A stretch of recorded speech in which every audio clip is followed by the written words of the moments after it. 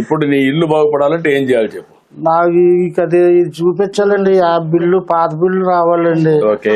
ఆ కుర్రోడికి ఏమో కొంత ఏదోటి గవర్నమెంట్ జాబ్ కింద పెట్టర్ చేస్తున్నాడండి.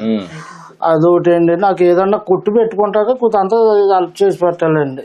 మీరు ఈ ఫ్యామిలీని ఒక P4 కింద ఒక దత్తత తీసుకోవడం, మనం ఈ పనులన్నీ చేసేసి ఇల్లు కట్టేయడం, షాప్ పెట్టేయడం, అక్కడి నుంచి హ్యాండ్ హోల్డింగ్ వాళ్ళకి పెట్టి ఈయనకు ఆదాయం పెరిగేట్టుగా ఈ అబ్బాయికి ఉద్యోగం ఒకటి క్యారియర్ లో ఇంకా బెటర్ గా చేయడానికి ఏం చేయాలో వర్కౌట్ చేయాలి.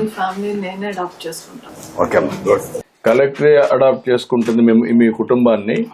ఇవన్నీ చేసినాక ఏం చేయాలని ఆవిడ చేస్తుంది. నీకు ఆదాయం పెంచే మార్గం, మీ జీవితం బాగుండేట్టుగా చేసే బాధ్యత ఆవిడది.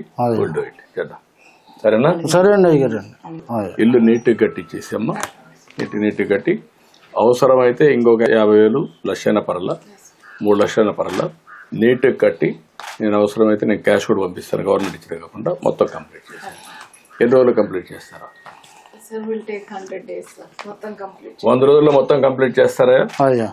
ఇల్లంతా కంప్లీట్ చేస్తారు, షాప్ కూడా కంప్లీట్ చేస్తారు. అక్కడ మెషిన్స్ కూడా ఇవన్నీ ఇప్పిస్తాను నీకు, ఆధునికమైన పనిముట్లన్నీ. అవన్నీ చేసి ఎట్లా చేయాలో మీ ఆదాయం పెంచే మార్గం చూస్తా. నీకు 4,000 రూపాయలు డప్పు కళాకారుడి కింద ఇచ్చాం. ఇప్పుడు నీ జీవితం బాగుపడడానికి ఏం చేయాలో అవి కూడా చేస్తాం. ఓకే.